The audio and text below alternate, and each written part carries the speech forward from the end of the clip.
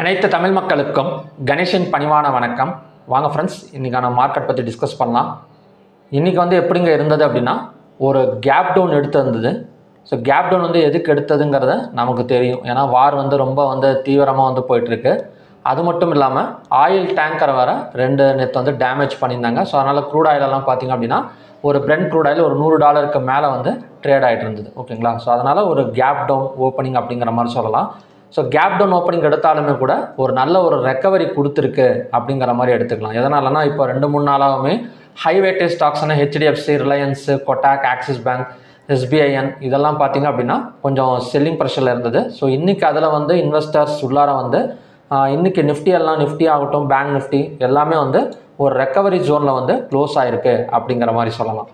சரி, இது மண்டே எப்படி இருக்கும் அப்படின்னு பார்க்கறதுக்கு முன்னாடி நாம் ஒரு சில நியூஸ் அண்ட் டேட்டாஸை பார்த்துட்டு இதுக்கான சப்போர்ட் அண்ட் ரெசிஸ்டன்ஸை பற்றி நம்ம டிஸ்கஸ் பண்ணணும். ஓகேங்களா?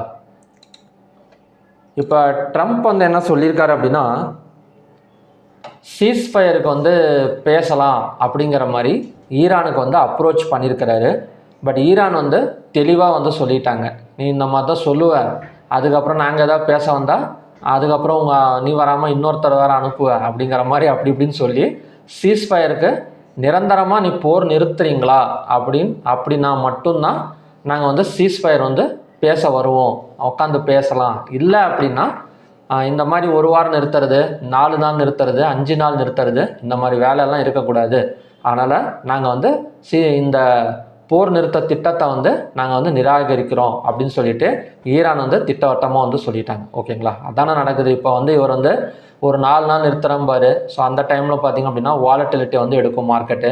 ஸோ மறுபடியும் இல்லை நாங்கள் மறுபடியும் தாக்குறோம் அப்படிங்கிற மாதிரி சொல்லுவார். ஸோ இதை தான் ஒரு 3 மாதம் 4 மாதத்துக்கு முன்னாடி சொல்லிட்டு இருக்கிறாரு. பட் இந்த இடம் ஈரான் தெளிவாக இருக்கிறாங்க. ஒரேடியாக நீங்கள் போர் நிறுத்துங்க, நாங்கள் கொடுக்குற கண்டிஷனுக்கெல்லாம் நீங்கள் ஓகேன்னு சொல்லுங்கள், தாராளமாக உட்காந்து பேசலாம், ஆனால் இந்த நிறுத்துறது ஆரம்பிக்கிறதுலாம் இனிமேல் வேணாம் அப்படிங்கிற மாதிரி சொல்லி போர் நிறுத்த திட்டத்தை இவங்க கம்ப்ளீட்டாக அவாய்ட் பண்ணியிருக்காங்க அப்படிங்கிற மாதிரி சொல்லலாம். சரிங்க, இந்த அவாய்ட் பண்ணுறதுனால என்னங்க நடக்கும் அப்படின்னா, மறுபடியும் மார்க்கெட்டில் ஒரு வாலட்டிலிட்டி நடக்கிறதுக்கு சான்சஸ் இருக்குது. க்ரூட் ஆயில் மேலே வரலாம். ஸோ அதுக்கப்புறம் பார்த்திங்கன்னா பங்கு சந்தைகள் கீழே விழுகலாம். ஸோ இந்த மாதிரியெல்லாம் நடக்கிறதுக்கு சான்சஸ் இருக்குது. ஸோ பார்க்கலாம் அது என்ன மாதிரி நடக்க போகுது அப்படிங்கிறத சப்போர்ட் அண்ட் ரெசிஸ்டன்ஸ் தான் நாம் டிஸ்கஸ் பண்ணோம். ஓகேங்களா? நெக்ஸ்ட் ஸ்டாக் ஹீட் மேப் எடுத்துக்கிட்டோம் அப்படின்னா ஹைவேட்டேஜ் ஸ்டாக்ஸில் ரெக்கவரி ஆயிருக்கு அப்படிங்கிற மாதிரி சொல்லலாம். ஸோ நேற்று கூட எல்லாமே காலையில் ஓப்பன் ஆனப்போ ஒரு இது கூட நமக்கு பாசிட்டிவே கிடையாது. ஓகேங்களா? பை த டிப் அப்படிங்கிற ஒரு கான்செப்டில் தான் இன்றைக்கி மார்க்கெட் மேலே வந்திருக்கு. அது என்னங்க பை த டிப் அப்படின்னா, இப்போ ஒவ்வொரு ஸ்டாக்குக்குமே ஓவர் வேல்யூட், அண்டர் வேல்யூடுன்னு இருக்கும். அதாவது இந்த ப்ரைஸுக்கு வந்தால் இந்த இடத்துல வாங்கலாம் அப்படின்னு சொல்லிட்டு மிகப்பெரிய முதலீட்டாளர்கள், ரீட்டைல் ட்ரேடர்ஸும் ஹெச்என்ஐஸும் கிடையாது, மிகப்பெரிய முதலீட்டாளர்கள் ஒரு குறிப்பிட்ட ரேஞ்சில் அந்த ஸ்டாக் விழுந்தது அப்படின்னா அந்த இடத்துல வேகமாக பணத்தை முதலீடு பண்ணுவாங்க. ஓகேங்களா? ஸோ அந்த மாதிரி இடத்துல முதலீடு பண்ணுறப்ப கொஞ்சம் மேலே வந்தாலே அவங்களுக்கு ஒரு நல்ல ப்ராஃபிட் கிடைச்சிரும். ஓகேங்களா? இதுதான் பை த டிப் அப்படின்னு சொல்லுவாங்க. ஸோ அந்த பை த டிப் மூலியமாக மட்டும்தான் இன்றைக்கி பங்கு சந்தைகள் மேலே வந்திருக்கு அப்படிங்கிற மாதிரி சொல்லலாம். ஓகேங்களா? மற்றபடி பார்த்திங்க அப்படின்னா இந்த ஆயில் ப்ரைஸ் இறங்கியிருக்கு அதனால் வந்திருக்கு அப்படின்லாம் சொல்லுவாங்க. பட் அந்த ரீசன் கிடையாது. ஹைவேட்டேஜ் ஸ்டாக்ஸ் கீழே விழுந்திருக்கு, அந்த இடத்துல இன்வெஸ்டர்ஸ் உள்ளார வந்திருக்காங்க. ஸோ மற்றபடி அப்படி இறங்கியுமே கூட ஒரு சில ஸ்டாக்ஸ்லாம் 2% மேலே நெகட்டிவில் தான் போயிட்டுருக்கு. அதாவது பாரதி ஏர்டெல், எம்என்டம், Bajaj auto, Shriram finance, Bajaj finance இதெல்லாம் கொஞ்சம் நெகட்டிவில் தான் போயிட்டுருக்கு. இதுவுமே கொஞ்சம் பாசிட்டிவ் வந்தது அப்படின்னா மறுபடியும் நிஃப்டி கொஞ்சம் ரெக்கவரி ஆகிறதுக்கான சான்சஸ் இருக்குது. ஓகேங்களா? அடுத்தது குளோபல் இண்டெக்ஸ் எப்படிங்க இருக்குன்னா ஒரு பாசிட்டிவில் போயிட்டுருக்கு. ஒரு 1.36 பாயிண்ட்ஸ் மட்டும் நமக்கு இப்போதைக்கு ஒரு பாசிட்டிவில் போயிட்டுருக்கு அப்படிங்கிற மாதிரி சொல்லலாம். ஸோ ஈவினிங் டைம்லேயும் இந்த அமெரிக்கன் மார்க்கெட் டைம்லேயும் ஒரு 20 பாயிண்ட் பக்கம் பாசிட்டிவில் போனதுன்னு வச்சுக்கோங்களேன். அந்த மாதிரி டைம்லாம் மண்டே ஒரு கேப் அப்போ நாம் எதிர்பார்க்கலாம். ஓகேங்களா? நெக்ஸ்ட்டு குவார்ட்டர்லி ரிசல்ட்ஸ் இன்றைக்கி நிறைய ஸ்டாக்குக்கு இருந்ததுங்க. அதாவது கிட்டத்தட்ட நிறைய ஸ்டாக்கு கேஎஃப்ஐஎன், bank of Baroda, Concor, so அந்த மாதிரி 10-15 ஸ்டாக்ஸுக்கு பக்கம் இன்றைக்கி குவார்ட்டர்லி ரிசல்ட்ஸ் இருக்குது. நாளைக்கு பார்த்திங்க அப்படின்னா IDFC first bank, AU small finance bank, so இதெல்லாம் பார்த்திங்க அப்படின்னா நாளைக்கான குவார்ட்டர்லி ரிசல்ட்ஸ். ஓகே, அடுத்தது ஓப்பன் இன்ட்ரெஸ்ட் டேட்டா எடுத்துக்கிட்டோம் அப்படின்னா ஈக்குவலாக தான் இருக்குது. காலையில் கூட கொஞ்சம் புட் ஆப்ஷனை சப்போர்ட் பண்ண மாதிரி இருந்தது. ஸோ ஒரு 11 மணிக்கு 12 மணிக்கு மேலே பார்த்திங்க அப்படின்னா ஒரு ஈக்குவல் ப்ரெஷரில் தான் க்ளோசிங் கொடுத்துருக்காங்க. நெக்ஸ்ட் வந்து என்எஸ்சியில் 3425 ஸ்டாக்ஸ் வந்து ட்ரேட் ஆகிட்டு இருக்கு. அதில் அட்வான்ஸ் வந்து 1703, டிக்ளைன்ஸ் வந்து 1596, அன்சென்டுங்கிறது 126. 52 வீக் ஹையில் வந்து 58 ஸ்டாக்ஸும் 52 வீக் லோவில் வந்து 79 ஸ்டாக்ஸும் இருக்குது. ஒரு மாதமாகவே பார்த்தீங்க அப்படின்னா 52 வீக் ஹையில் தான் அதிகமான ஸ்டாக்ஸ் வந்து பர்ஃபார்மன்ஸ் வந்து பண்ணிட்டு இருந்தது. இப்போ வந்து 52 வீக் லோவில் பார்த்தீங்க அப்படின்னா ஹையை விட அதிகமாக வந்து வந்திருக்கு. ஓகேங்களா? ஸோ இந்த மாதிரி நடந்தால் என்ன ஆகும்னா மறுபடியும் கொஞ்சம் கீழே இறங்கிறதுக்கான பாசிபிலிட்டிஸ் இருக்குது. அதுக்குன்னு ஒரு சில கண்டிஷன்ஸ் இருக்குது. அதையும் பார்த்துட்டு நம்ம வந்து ரெசிஸ்டன்ஸ் எங்கே வந்தால் இறங்கும் அப்படிங்கிறத பார்க்கலாம். செக்டார் வைஸ் எப்படிங்க இருக்குது அப்படின்னா auto sector, finance, Nifty health, so இதெல்லாம் கொஞ்சம் நெகட்டிவில் இருக்குது. மற்றபடி ஐடி செக்டார் கொஞ்சம் பாசிட்டிவ் வந்திருக்கு. 234 பாயிண்ட்ஸ் பக்கம் பாசிட்டிவ் வந்திருக்கு. 0.82% வந்து நமக்கு வந்து பாசிட்டிவில் இருக்குது அப்படின்னு சொன்னால் ஒரு நியூட்ரல் மார்க்கெட் தான். அதாவது வேகமாக இறங்கி வேகமாக ஏறி இருக்குது அப்படிங்கிற மாதிரி சொல்லலாமே தவிர, பட் இதை வச்சு அடுத்த ஒரு கணிப்பு கொடுக்க முடியுமா, ஒரு ப்ரெடிக்ஷன் என்ன, அதாவது ஒரு ட்ரெண்டை வந்து ஐடென்டிஃபை பண்ண முடியுமா இந்த டேட்டாஸை வச்சு அப்படின்னா கண்டிப்பாக வந்து முடியாது. ஏன்னா அந்தளவுக்கு ஒரு ஈக்குவலான கேஷ் ஃப்ளோ தான் நடந்திருக்கு. நெக்ஸ்ட் வந்து ஹைவேட்டட் ஸ்டாக்ஸ் பார்த்தீங்க அப்படின்னா HDFC, State Bank of India, Reliance இதெல்லாம் பார்த்தீங்க அப்படின்னா நமக்கு கொஞ்சம் ரெக்கவரி ஆயிருக்கு. ஸோ மற்றதெல்லாம் வந்து கொஞ்சம் நெகட்டிவில் இருக்குது. M&M, ஸ்ரீராம் ஃபைனான்ஸ், சன் ஃபார்மா, இன்ஃபோசிஸ் இதெல்லாம் பார்த்திங்க அப்படின்னா நமக்கு கொஞ்சம் நெகட்டிவில் இருக்குது. டாப் கெய்னர்ஸ் வந்து HCL Tech, Cipla, Wipro, ITC, HDFC life இதெல்லாம் பார்த்திங்க அப்படின்னா டாப் கெய்னர்ஸுக்கான ஸ்டாக். டாப் லூசர்ஸ்னு எடுத்துக்கிட்டோம் அப்படின்னா Eternal, M&M, Bajaj finance, Shriram finance, Bajaj auto இதெல்லாம் பார்த்திங்க அப்படின்னா டாப் லூசர்ஸுக்கான ஸ்டாக்ஸ். ஓகே, இப்போ நெக்ஸ்ட் வந்து லெவல்ஸ் பார்க்கலாம். இப்போ இந்த லெவல்ஸ் வந்து ஒரு ரவுண்ட் பாட்டம் பேட்டர்னை பிரேக் அவுட் பண்ணிவிட்டு நமக்கு வந்து மேலே போயிட்டுருக்கு. இப்போ நிஃப்டி எடுத்துக்கிட்டோம்னு வச்சுக்கோங்களேன், நிஃப்டியில் மட்டும் கிடையாது, இந்த ரவுண்ட் பாட்டம் பேட்டர்னுங்கிறது இன்றைக்கி எல்லாத்துலேயுமே நமக்கு வந்து ஃபார்ம் ஆகிருந்திருக்கும். ஓகேங்களா? இது வந்து டபுள் பாட்டம் கிடையாது, ரவுண்ட் பாட்டம். டபுள் பாட்டம்னா 2 தடவை வந்து கேண்டில் வந்து கீழே டிப் ஆகணும். பட் இதில் பார்த்திங்க அப்படின்னா நமக்கு 15 மினிட்ஸ் வச்சு பார்த்திங்கன்னா தெரியும் ஒரு ரவுண்ட் பாட்டம் பேட்டர்ன் தான் நமக்கு வந்து பிரேக் அவுட் ஆகிருக்கு. சரி, Monday buy side break out லெவலுங்கிறது 23,823.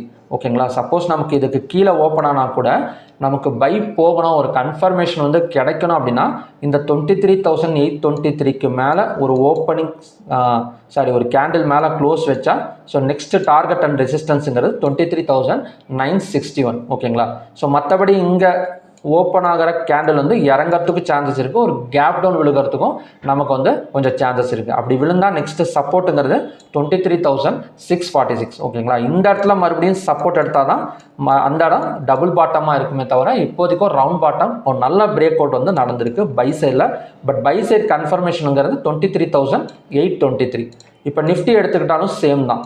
ஓகேங்களா?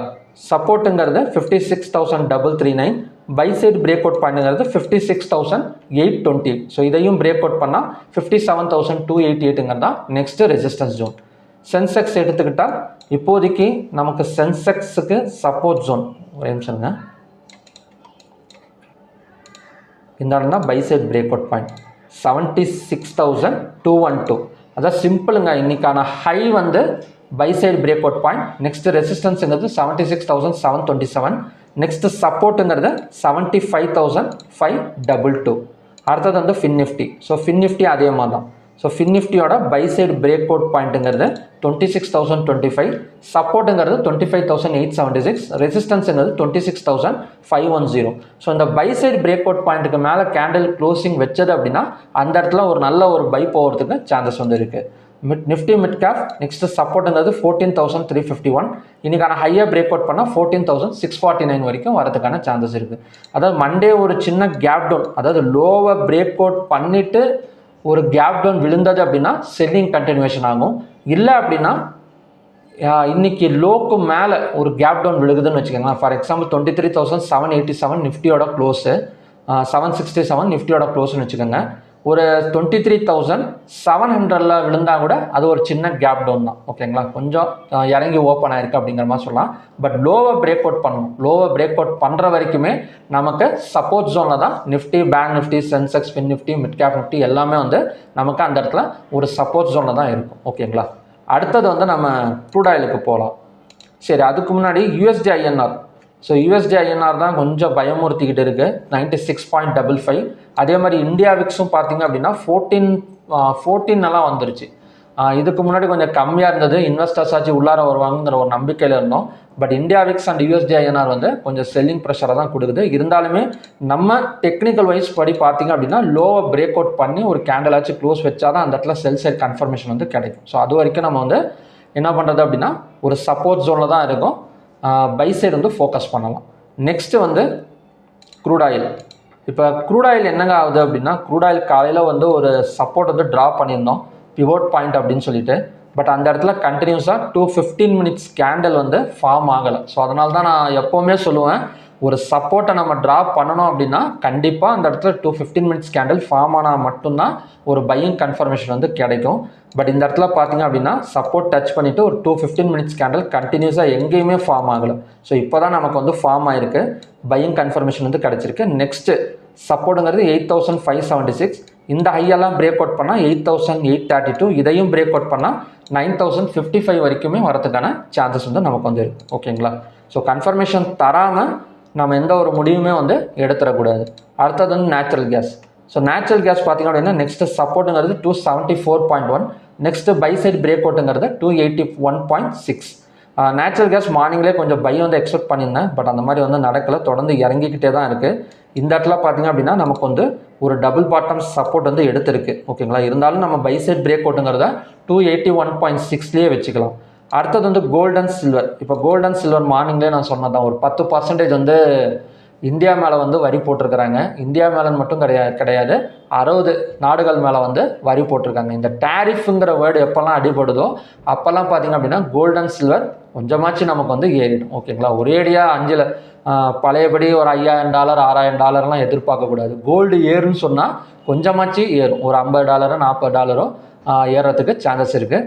இன்றைக்கி வந்து கிட்டத்தட்ட 4026 நமக்கு வந்து ஒரு $40 வரைக்கும் ஏறி இருக்குது. ஓகேங்களா? ஸோ கமெண்ட்டில் கூட 2 நாள் முன்னாடி கூட கேட்டிருந்தேன், கோல்டு ஏறுன்னு சொன்னீங்க, என்னங்க அப்படியே $40 தான் ஏறி இருக்குது, $200 ஏறலையா அப்படின்னா அப்படியெல்லாம் நம்ம வந்து சொல்லிட முடியாது. ஓகேங்களா? ஒரு டேரிஃப் நியூஸ் வந்தது அப்படின்னா கோல்டு கொஞ்சம் இன்க்ரீஸ் ஆகும். இப்போ கோல்டெல்லாம் பார்த்திங்க அப்படின்னா எம்செக்ஸில் கேப் டவுன் 1,41,977, கிட்டத்தட்ட அங்கேருந்து பார்த்திங்க அப்படின்னா ஒரு 1500 பாயிண்ட் ஏறி இருக்குது. ஸோ இதெல்லாம் பார்த்திங்க அப்படின்னா ஒரு டேரிஃப் நியூஸை வச்சு நம்ம ப்ரிடிக்ஷன் பண்ணுறப்ப ஒரு 1500 பாயிண்ட் ஏறுறதே பெரிய விஷயம். ஓகேங்களா? So buy side break out நடந்திருக்கு, ஹையாக பிரேக் அவுட் பண்ணால் இன்னும் கொஞ்சம் கூட ஒரு 500 to 600 பாயிண்ட்ஸ் பக்கம் ஈவினிங் டைமில் ஏறுறதுக்கான பாசிபிலிட்டிஸ் இருக்குது. சில்வர் அதே மாதிரி தான். So silver buy side break out பாயிண்ட்டுங்கிறது 2,20,405. ஸோ பிரேக் அவுட் பண்ணியிருக்கு. நெக்ஸ்ட்டு சப்போர்ட் ஜோனுங்கிறது சேம் இடம். ஸோ 2,20,405 வந்தால் அந்த இடத்துல வந்து சப்போர்ட் வந்து ஒர்க் அவுட் ஆகும். எப்போவுமே சப்போர்ட் ட்ரா பண்ணிட்டீங்க அப்படின்னா நான் சொல்கிறது ஞாபகம் வச்சுங்க, 215 minutes candle green colour candle கன்ஃபார்மாக ஃபார்ம் ஆகணும். ஓகேங்களா? சரிங்க, அந்த மாதிரி நிறைய இப்போ 215 மினிட்ஸ் கேண்டல் ஃபார்ம் ஆகிறதுக்குள்ளாரே ஒரு 100 பாயிண்ட் 200 பாயிண்ட் மேலே வந்துடுதுங்க. அந்த மாதிரி இடத்துல என்ன பண்ணலாம் அப்படின்னா வெயிட் பண்ணுங்கள், மறுபடியும் அதே சப்போர்ட்டே வரும். ஓகேங்களா? நம்மளே எத்தனையோ தடவை பார்த்துருப்பீங்க, நீங்களும் அவசரப்பட்டு எடுத்திருப்பீங்க. அங்கேருந்து பார்த்திங்க அப்படின்னா மறுபடியும் ஒரு 200 பாயிண்ட் கீழே வந்துட்டு தான் போகும். அதனால் 215 மினிட்ஸ் கேண்டல் போடுறப்ப என்ன சொல்ல, இப்போ க்ரூட் ஆயிலெல்லாம் எடுத்துட்டிங்கன்னு வச்சுக்கோங்களேன், இந்த இடத்துல 215 மினிட்ஸ் கேண்டல் ஃபார்ம் ஆகிருக்கு. ஸோ இப்போ ஃபார்ம் ஆகிறதுக்குள்ளாரியே நமக்கு வந்து எவ்வளோ தூரம் வந்திருக்கு, 8707 வரைக்குமே வந்துருச்சு. இப்போ மறுபடியும் டவுன் வரும். ஓகேங்களா? இப்போ மறுபடியும் அதே ஜோன், அதாவது இந்த லோ காட்சி மறுபடியும் வரும், 8597 வரும். ஸோ வராதுன்னெல்லாம் சொல்லிட முடியாது. ஓகேங்களா? நெக்ஸ்ட்டு வந்து சில்வர் அதே மாதிரி தான் 2,20,404. இப்போ காப்பரை பொறுத்த வரைக்கும் இதுவுமே வந்து பை சைட் பிரேக் அவுட் தான்.